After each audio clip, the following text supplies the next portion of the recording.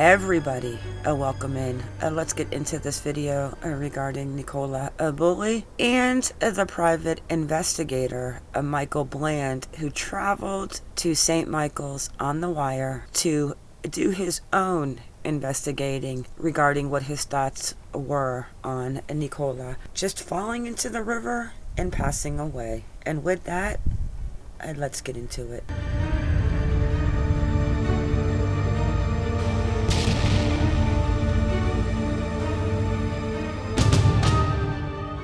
From what I gathered, he was out there around the time that the red van was found, the box truck that was pulled into the barn. Regardless of what was there and who was there that day, we know that her phone was found on the bench. We know Willow's harness was between the bench and the wire with no leash, and Nicola Bulley was gone. And then weeks later, they find her a mile from the bench up in the reeds in the Wyre River, but she was not seen at all during that extensive search and all of the people in St. Michael's looking for her. So let's have a listen in to the private investigator that flew over to St. Michael's on the Wyre in Lancashire, England, and let's listen to what he says about what he feels could or could not have happened to Nicola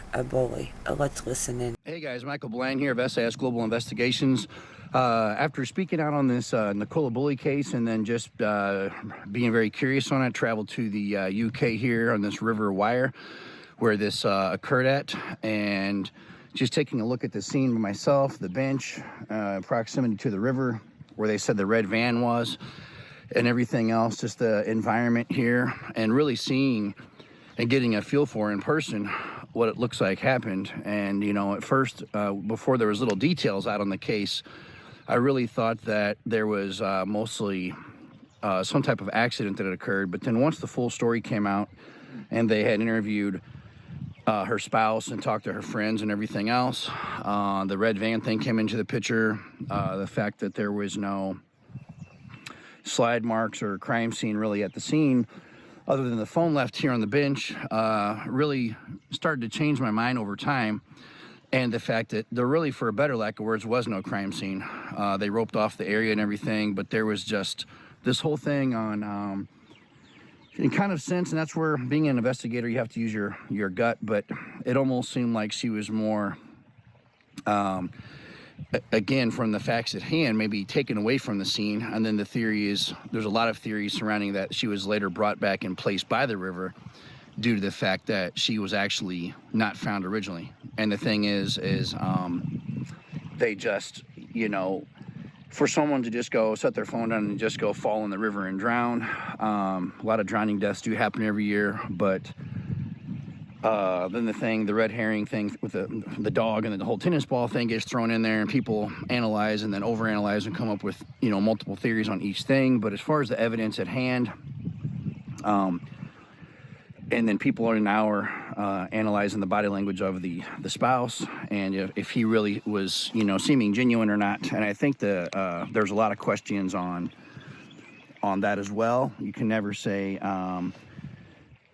that based on someone, you know, laughing during the interview. It could be out of nervousness, it could be out of multiple different things, but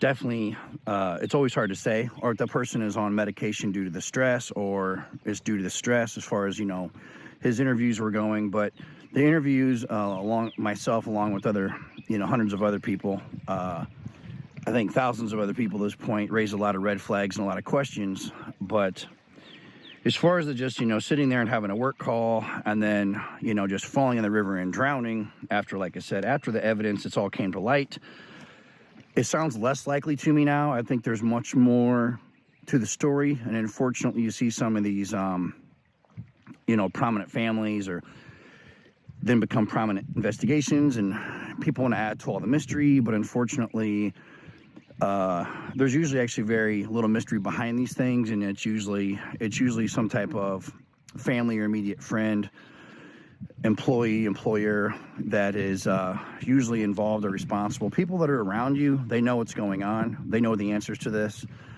And there's people that certainly know the answers to this. Sometimes people, back in the U.S. also lawyer up.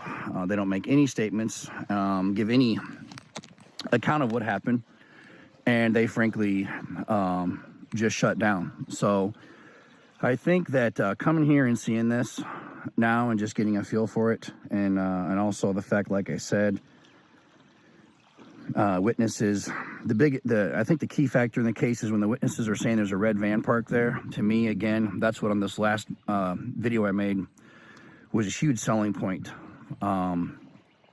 for me, that there was something seriously wrong with that, and that it sounded like someone was there potentially waiting for her. So again, was able to come here, visit myself, get a feel for it, and get to see the UK. So you guys have any questions or concerns, comments, make sure to share the video, like and subscribe. Talk to you guys soon. Thanks, bye.